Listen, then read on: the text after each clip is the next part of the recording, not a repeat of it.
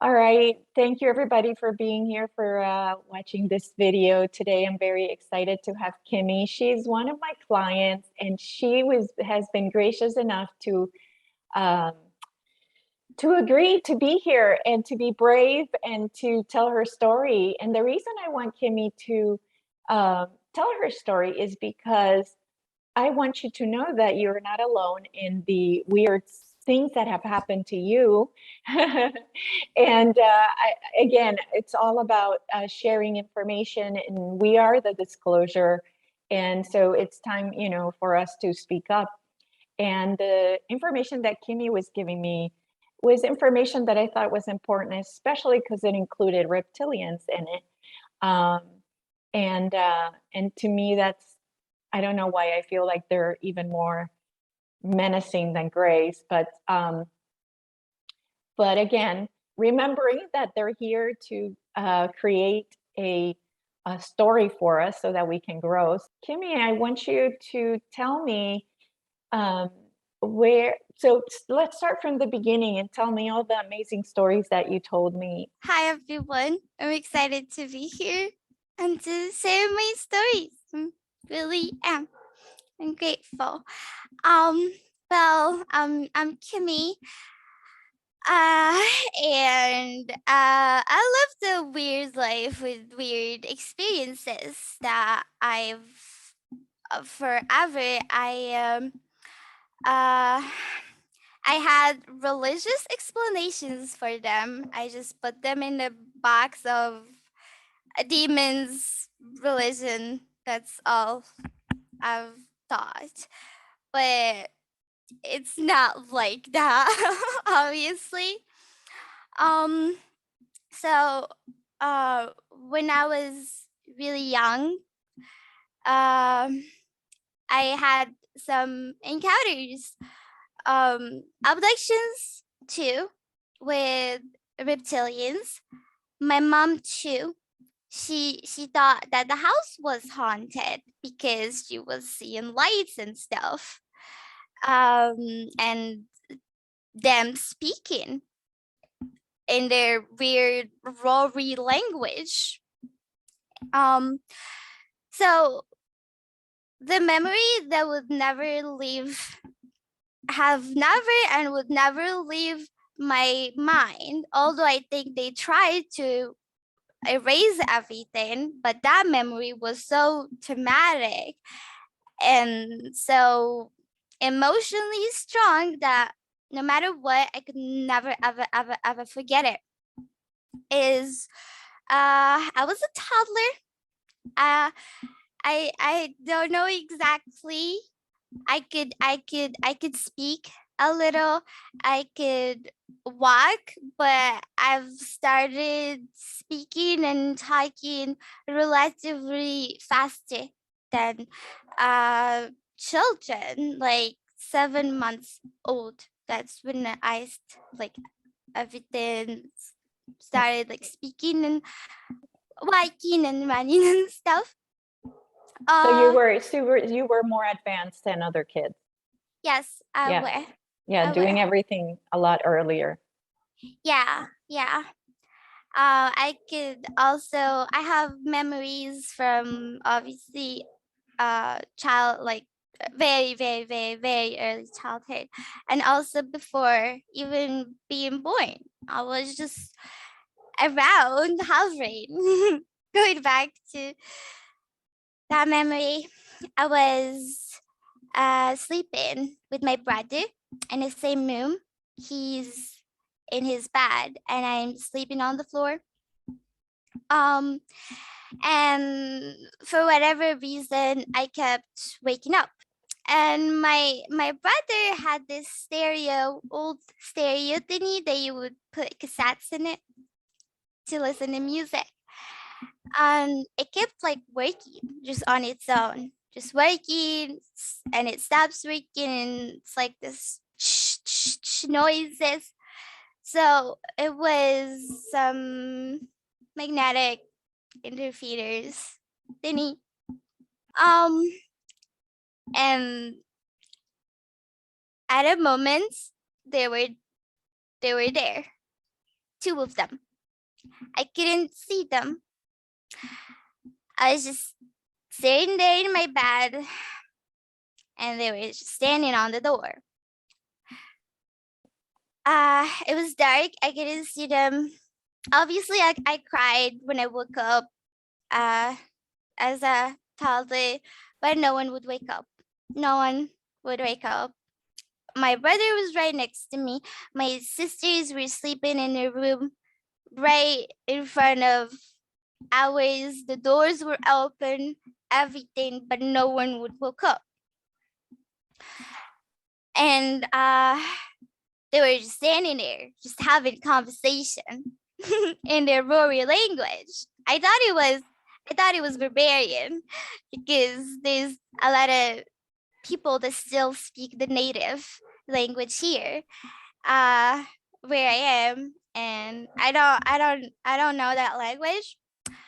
But yeah, I mean, I used to call any other language that I don't know barbarian, and that's what I told my parents. In the morning, I said they were demons and they were speaking barbarian. And they were like, "What are you talking about? Our child has problems. She's seeing things." They were just having their conversation, like, I don't know what they were talking about. It was like roars, like that's how it sounded.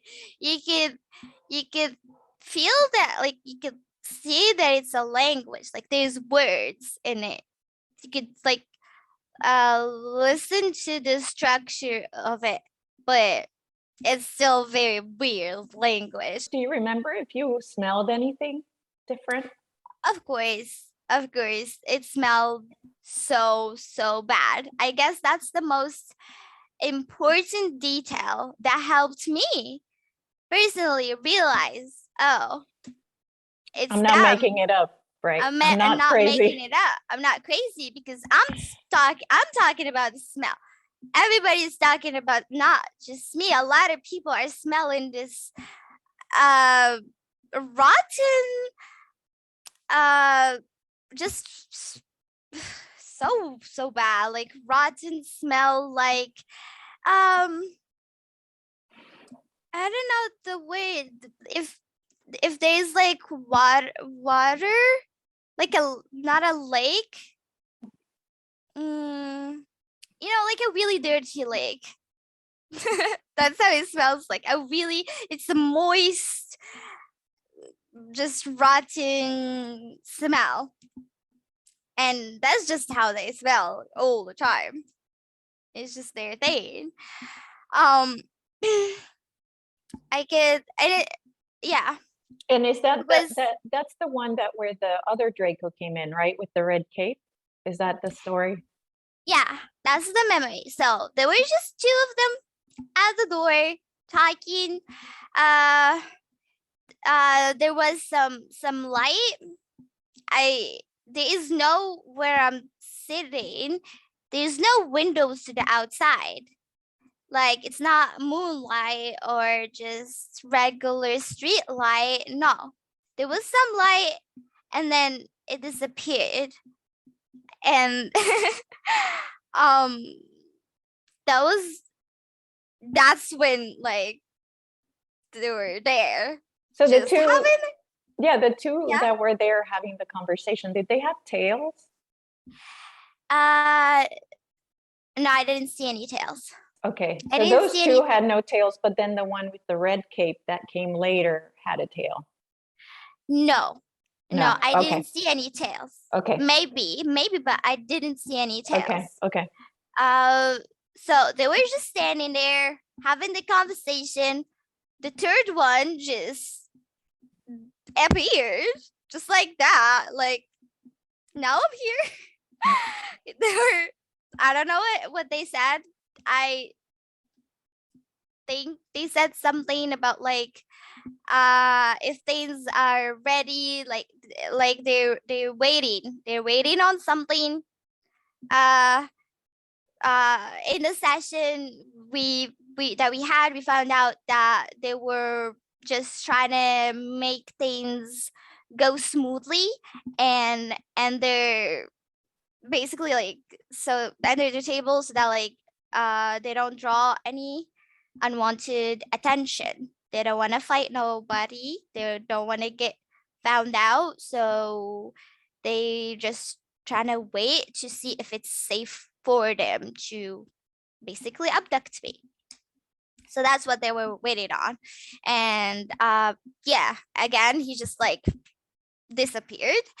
And it's just them, the two, the employees, whatever, employers, the abductees, just talking again. They're not wearing anything.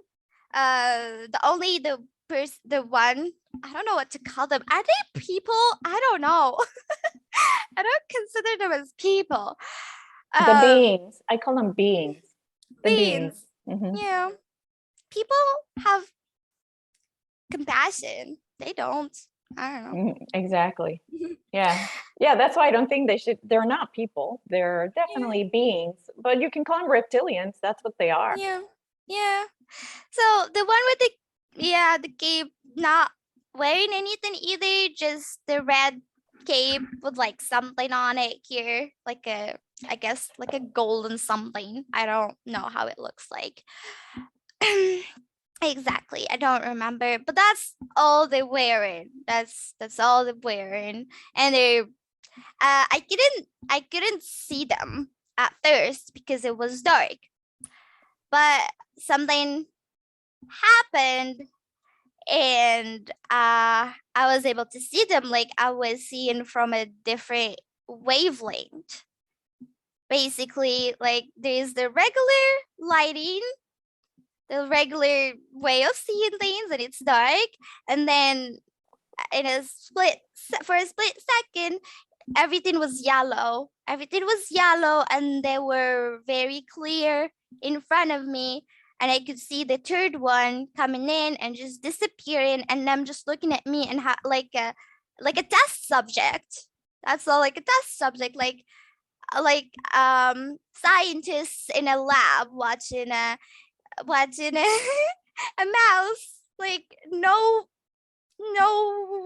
regarding or anything. It's just like an animal. Yeah. How people treat animals. Right.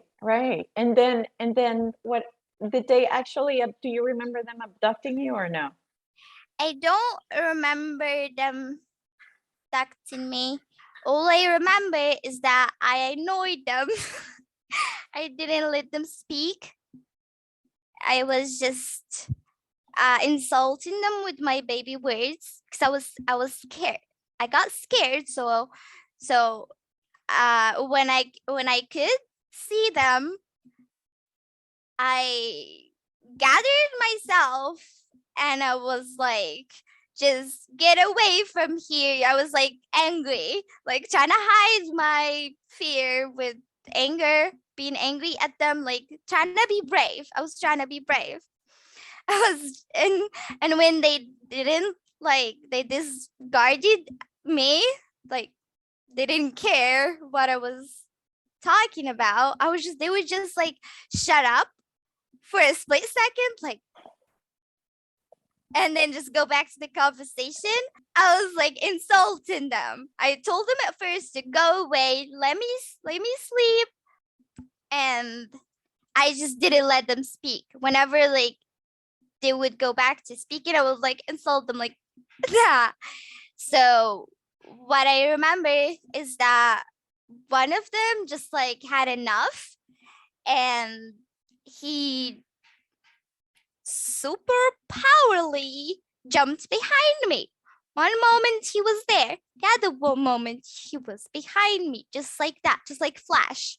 The superhero. He was like so fast behind me, and he injected something in my spine that hurt so bad. I screamed on the top of my lungs. I cried so hard, but no one would wake up. Just no one would wake up. It's like they were under some kind of sleep spell hypnosis something. You're just sleeping. I remember I was biting on my brother's hand, like biting on him, like, please wake up, and crying. He didn't wake up until the morning. He injected me and I was on the floor. I fell my face on the floor.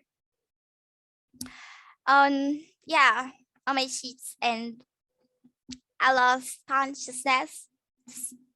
That was all I could remember from that. I believe that they abducted me after that, and it was going on for a very long time, like at least a year. I would always wake up drenched in sweat. Always my mom would find me drenched in sweat. I have a lot of missing time where my family would like look for me and they just can't find me. They would just find me sleeping somewhere drenched in sweat. Tell me about the other story, the one with the waterfall. Hmm. I'm gonna tell you first what I remembered when I tried to follow the fear feeling. One time I tried to deal with. I always try to listen to my feelings and sit with them, figure out resolutions for traumatic experiences, because it helps dealing with everything. And one time I had a panic attack and I did the T1's process, the one that you just sit with the feeling, the completion process. Just sit with the feeling, remember the last time you felt it, and then ask it, where's the first time you felt it? And obviously it was with the reptilians. And I started getting some memories back, and it was too much, and the emotions were too much. It's like I opened a gate. I thought at the moment that I couldn't handle, so I was like, okay, I'm gonna go do something else. I remember sleeping on a table, being laid down on this just table. I'm guessing in a ship. It was all dark. Everything is dark all around. The smell so stinky. Like it was so stinky there. The air was so thick and heavy and so moist. And the only light is the one like on top of my head. And just reptilians around me, like buffed. How old were you Muscular. there? I'm guessing from 7 months old to 2 years old. That's the period. Oh, okay. So we're going back in time then. So this happened before the one that we talked about already. Yeah. Oh, okay. The encounters in the waterfalls, that was when I was 7 or 6 or 5. 5, 6, 7. Oh, okay. In that So period. okay. So continue with what you were saying. Yeah. So just green scaly skin. They have like claws, not fingernails like ours, but claws, like thick and hard. And one of them was squeezing on my hand. It hurt just because. Like, why? I mean, I couldn't move. They injected me with something that made me aware, but can't move. Like I could see everything. I was so scared. I was a toddler and all I see is the monsters and I can't move. It was so traumatic. I think maybe I didn't really lose consciousness when he injected me, but I think my mind just blocked it because it's so scary not being able to move and having monsters that already hurt you, just having all the power over you, feeling so powerless like that. It's scary. Yeah, absolutely. So I think my mind just blocked it. Or maybe they just deleted it, you know? Maybe both. Yeah, probably. Yeah. Yeah. So yeah, I couldn't move, but he would still squeeze on my hand. Just because.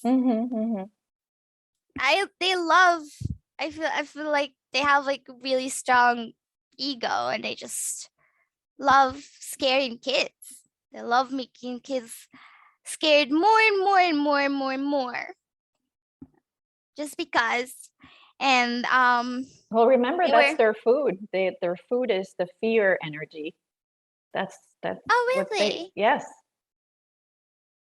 That's why they keep the whole humanity in fear, because it feeds them. It's their luge. So physically or just energetically? Because I thought they eat people. They eat children. People, but they also it energizes them.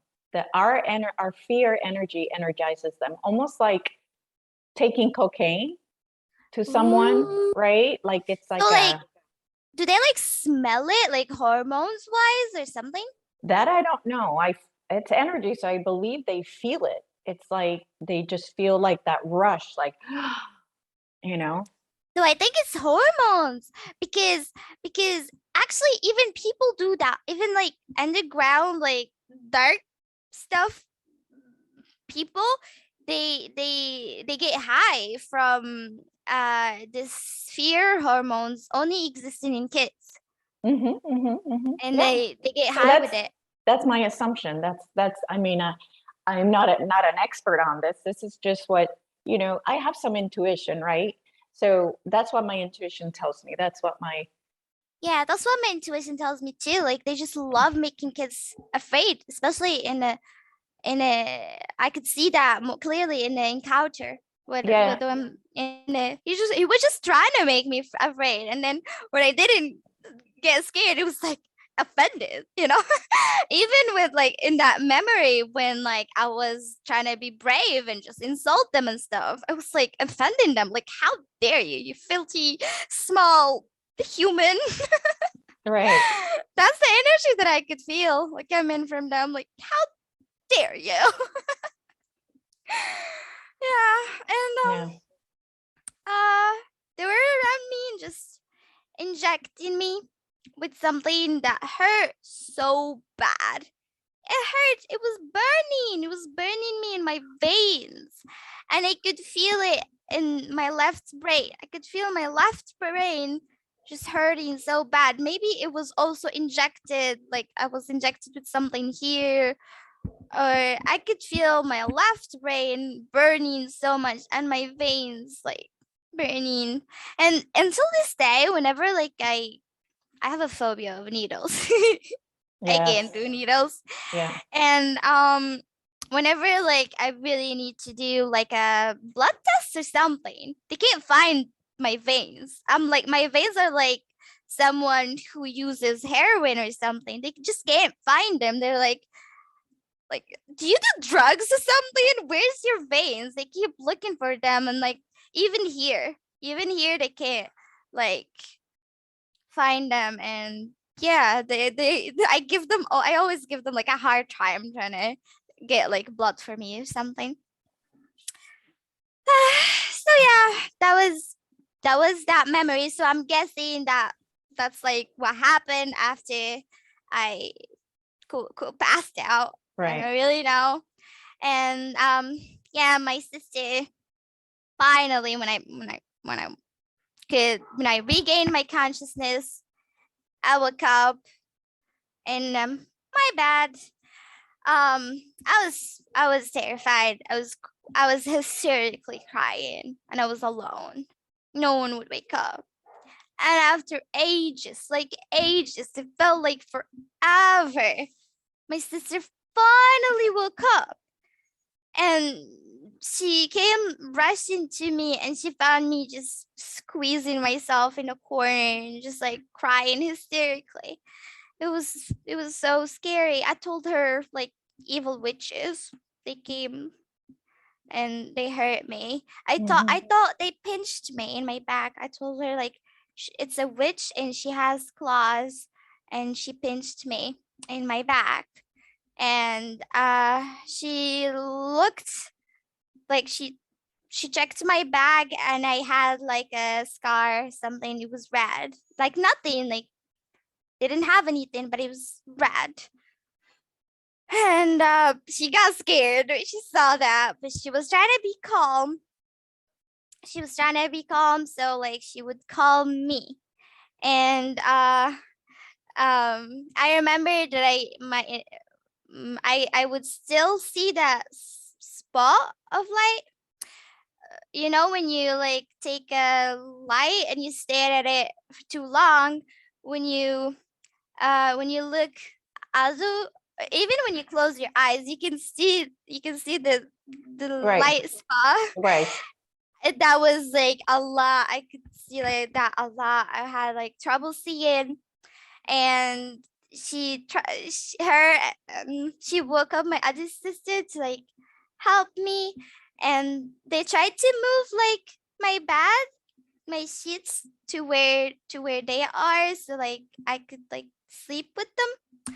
And I was so scared, and I was still scared of the spot, the light spots. And I told them like the evil witch is there, like because I could like I was seeing that on the sheets, and they got so scared. They were like, "What are you? This kid is seeing things." They got so scared, but she still tried to be calm and calm me. We sat together.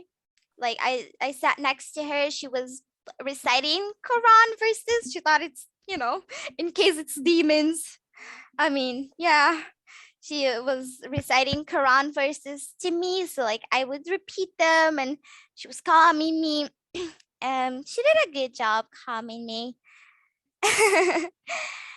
And she was telling me there is nothing. There is nothing. It's just a bad dream.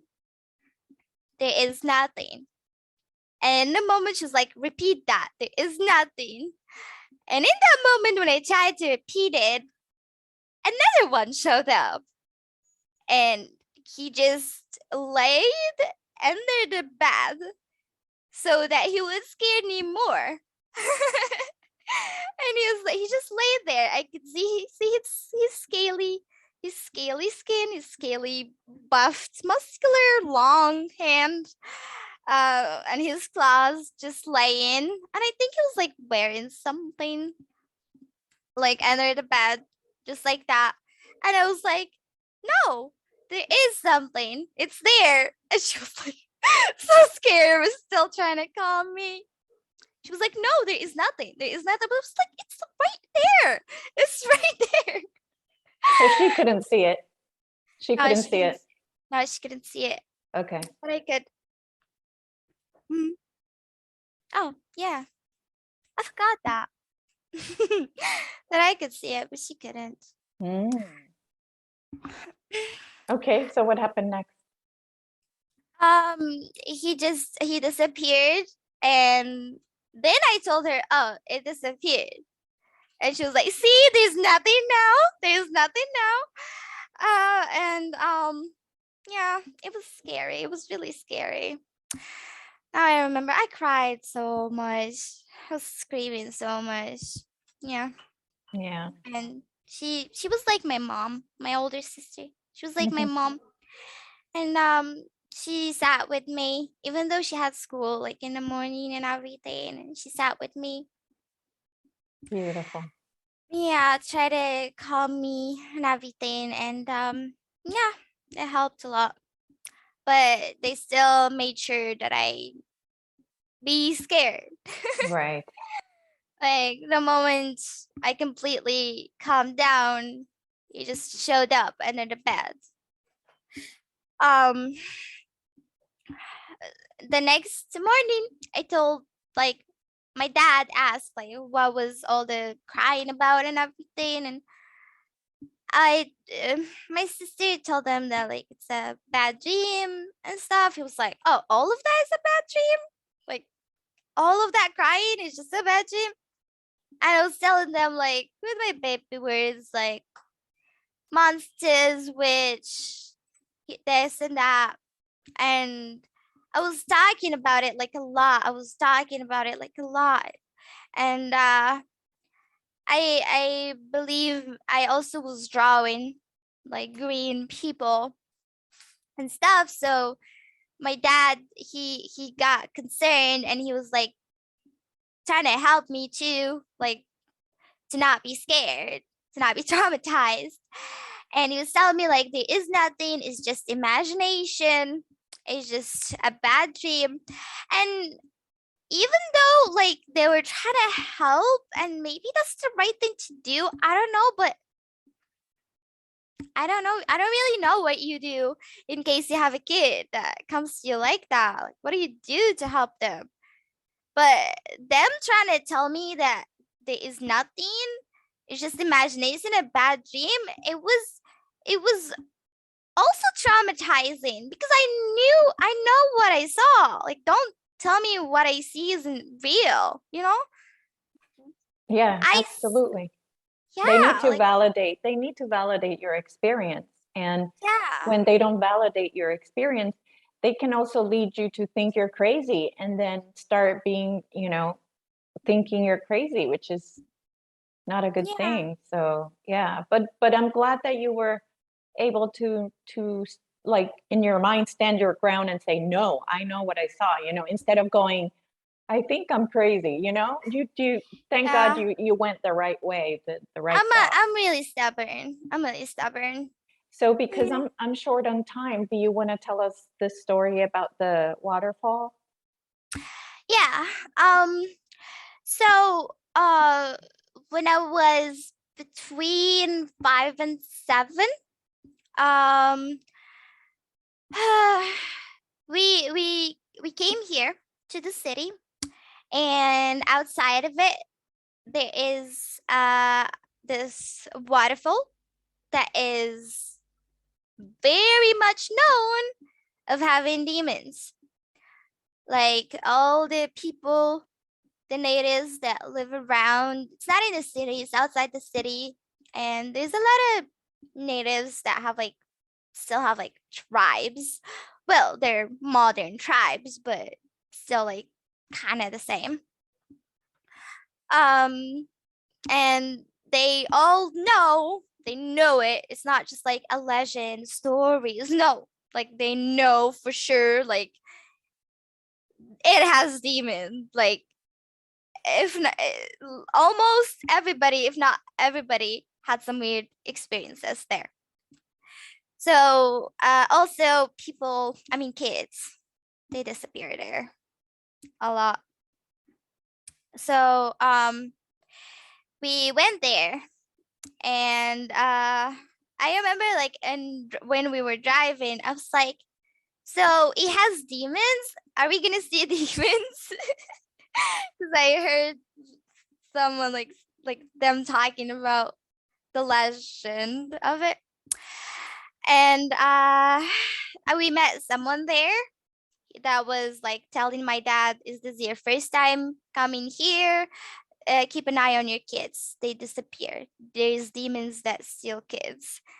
And the whole place reeked of the same smell, the rotten, um moist smell.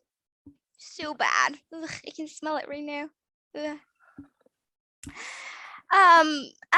Me and my mom could smell it the most. Um, the other like family, they didn't really smell anything. I remember my mom like saying, ugh, it smells so bad. And I was like, yeah. And everyone was like, no, it smells nice. Like the water and things. That was weird. So I guess some people can smell it and some cannot. Um, so my family were doing their picnic thing stuff, just cooking and doing their things in the woods, and I was just playing near the water, near the river. And there was this guy, just looked super normal, super Moroccan, just regular Moroccan features and everything.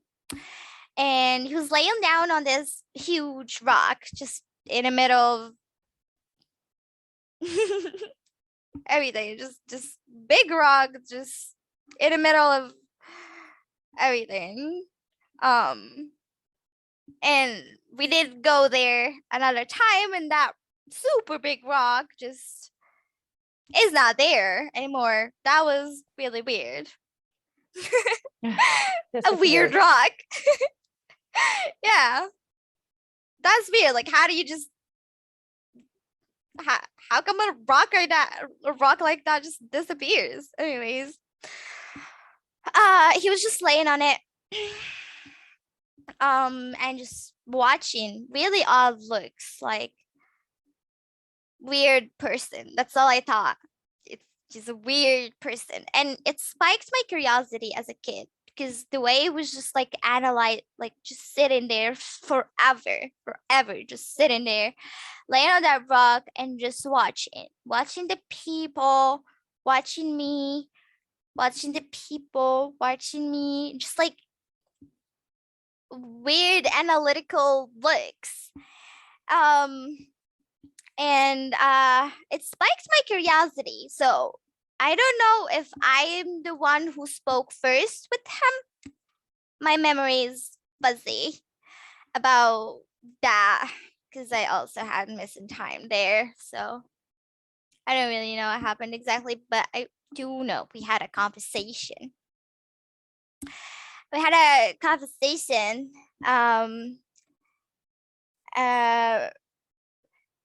I think maybe I spoke to him first. The smell. I think he approached me, and the smell that reeked from him was even more higher than the place, and it triggered my quote demon memories. So I told him, "Have you ever saw demons?" I was very fascinated, like, about it at that time, like demons. Don't know why, but yeah. So I told him, like, have you ever saw demons? He told me they don't exist. I said, no, they do. I saw them. And he was like, no, they don't. Like, you're lying. Like giving me the looks of you're lying. And I told him they're green. And he was like, okay, now I'm listening. And he told me, like, tell me, like, what did you see? And I told him, like, when I was little, and I told him the story about that memory. And he was like, well, I am one of them. I'm a demon. And I was like, oh, no way, you're not. You're just bluffing. And he was like, do you want me to prove it to you? It's like, yeah. And he changed his eyes. Just one moment, they were regular human eyes. The next, they had a slit. And they were yellow. They had the slit. And I thought they were like tiger eyes. I was like, whoa, tiger eyes. That's so dope. Can I do that? He was like, no, you can't. You're not a demon. I was like, can I be one? And he told me, and like, he was like, you're not scared. Like, because I'm guessing usually the people there, when they see that, knowing like all the kids that disappear and maybe even the abductions and whatnot that happen there, they get scared when they see something like that. So I wasn't scared. I thought it was validating to me. It was validating because everyone told me that I'm just imagining things. So it was validation. So I was like, I felt good when I saw that. And he didn't like that. He expected another reaction out of me. He didn't like it. So he was just trying to make me scared in any way possible. And he said, he asked, do you not get scared? I was like, no, I'm a big girl. I don't get scared. And it was like, well, you have a bug on your shoulder. Obviously, I was screaming and everything. I started laughing. I was like, well, you told me you don't get scared. I was just laughing. And he told me, well, you think that's cool? I was like, yeah, that's so cool and everything. He was like, well, I can also jump really, really high and I can run really, really fast. I was like, really? Show me now. He said, I can't. There's people. I was like, well, you can still show me and stuff. Be the stubborn person that I am. It's like, if you really want to see, you can come with me to my home. I was like, where's your home? And he said, well, I live in the rocks. Very seriously saying, I live in the rocks. I didn't believe him. I thought he was joking. And he said, if like you can come with me, I can show you. I live in the rocks. And I also thought that was cool. That was cool. I really wanted to go, but I got scared of my parents' reaction, and I got scared of him there too. Fear is useful sometimes. I said I can't go. I can't go with you. No, I'm not gonna go with you. My dad gonna yell at me. I can't go. And this all I remember. Maybe I did go with him to the rocks. And I remember being next to him in that the first rock that he was laying on, just being around him there, and still like having talking, but really weirdly. I wasn't myself. Like, I was under hypnosis. Like, not even under hypnosis. No, I was like, I don't know, like Entranced? yes. Yeah. I wasn't myself. I was just like taking anything he said. Even like, didn't matter if I thought it was weird or lies. Wasn't thinking. When you're under hypnosis, you can think and be aware. I wasn't. And yeah, I remember when I was next to him there, I did tell him that he smelled really, really bad, because then I was closer to him. And I thought before that it was rude. It was something rude to say, but when I was under that trance, whatever, I did say it. I was like, you smell really, really bad. And he was like a bit shocked that I could smell it. And he was like, how about now? Like, he did something to change the fact that I can smell him. And the smell disappeared, or was really, really low for like a split second. And then it was back again. And he didn't like the fact that he could never like change that. I guess it pissed him off. And he told me, well, your dad is calling for you. And my dad called for me. He told me your dad is calling for you before I heard him. And then I heard my dad calling, and they told me like we were looking for you forever. Like my dad was so scared. Um, they thought I was lying. I told them like I never left. I was right there in the river, right there. I never left. But they didn't believe me. They said that they were looking for me everywhere and things, but they just couldn't find me.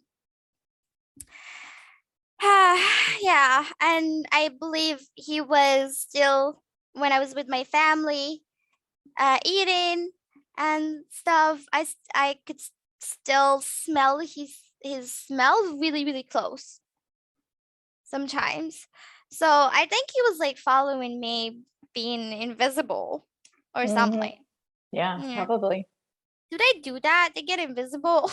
I think so. I think if they can shapeshift into a human, I would think they can Yeah. shapeshift into air or I don't know, Yeah. energy. I think what they do is that they can trick the subconscious of people so that people can see them as normal humans, but they're not, or they cannot see them. Maybe Yeah. that's what they do. um I also remember that he was like, when we were having that trans conversation, he was telling me really bad things, that beliefs that were stuck with me until I was really older. He told me that like I was ugly, and I can put myself in danger because no one would want to touch me as a kid. Hmm. Yeah. Hmm. Wow.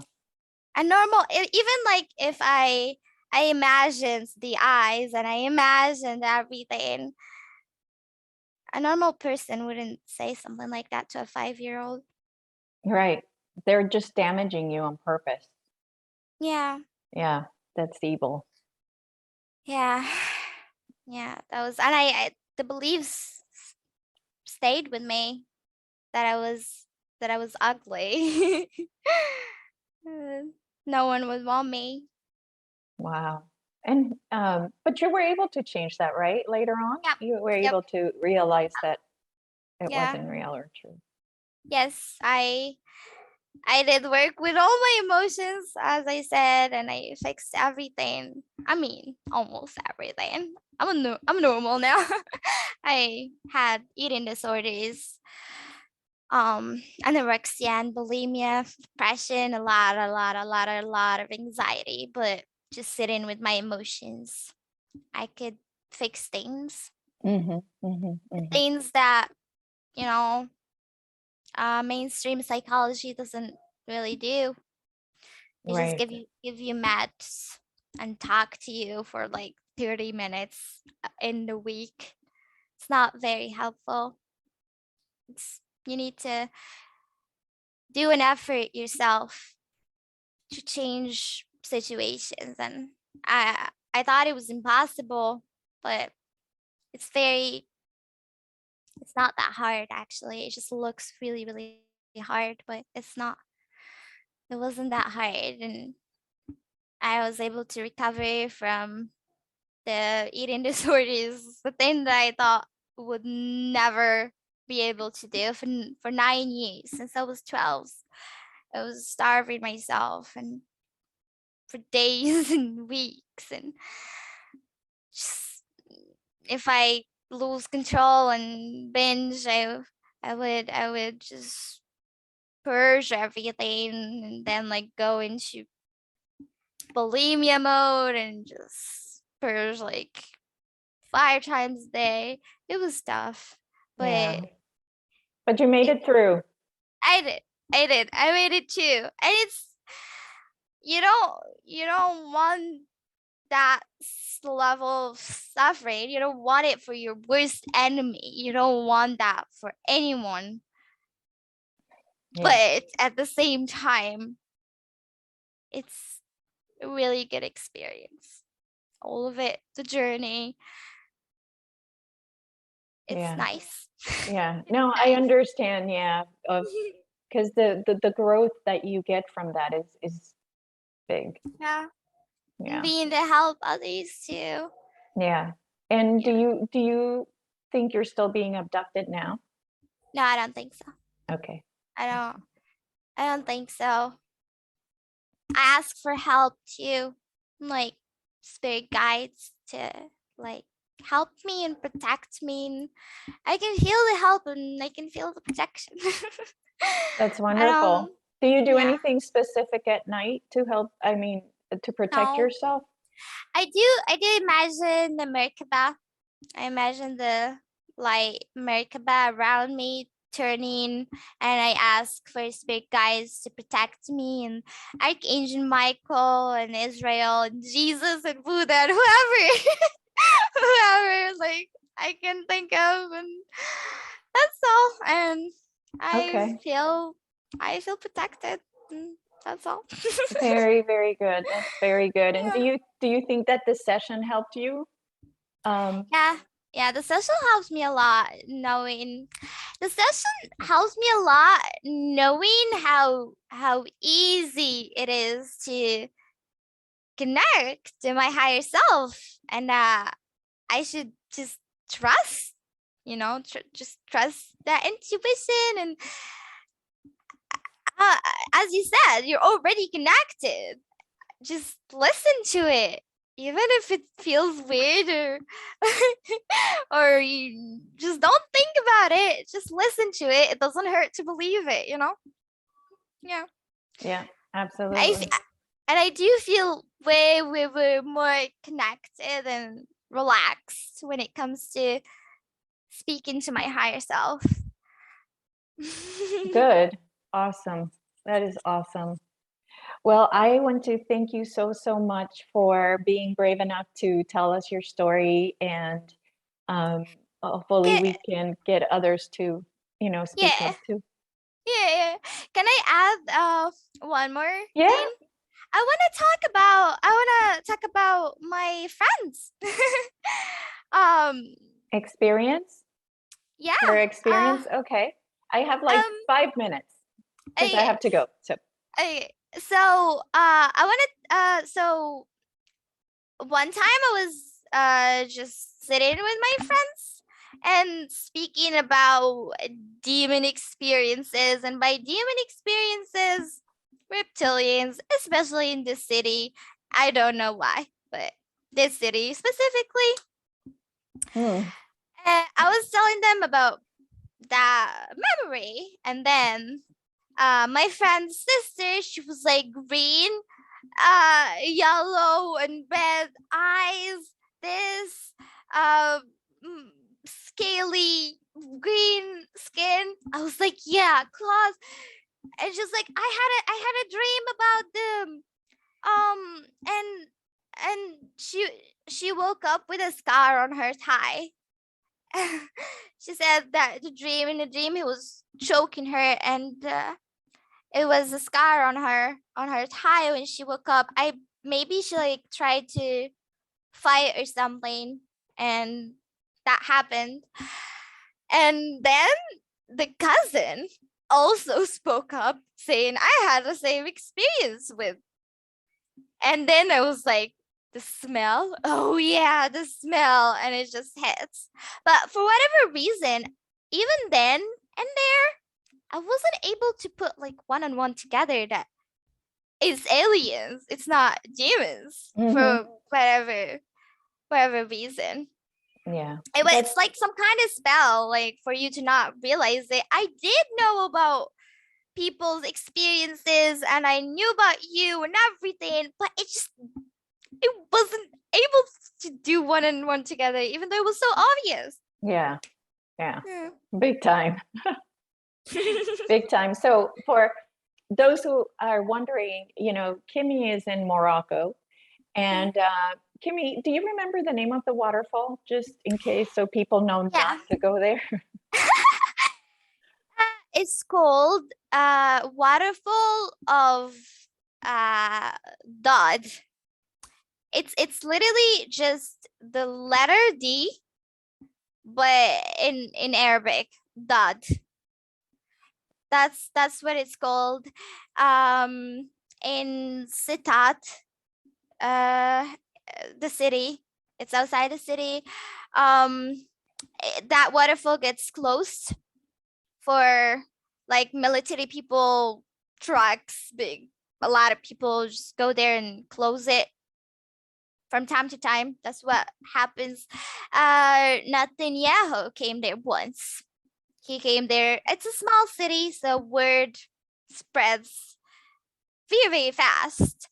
Netanyahu, the Israeli minister, something, I don't know, he was there for whatever reason, and the waterfall was again closed with closed from many military people and stuff doing their secret things. I feel that this city, this area is like Area 51 in your um in your side of the world. In my side of the world, this place is like Area 51. There's a lot of mystery in this place, and you can feel it. You can feel it. Yeah. Yeah. Well, that's good to know. Well, thank you, Kimmy, so much. I have to run, but I'm so very thankful for the time that you provided and your story and everything else. All right. Thank you so much. You're Bye. welcome. Bye bye.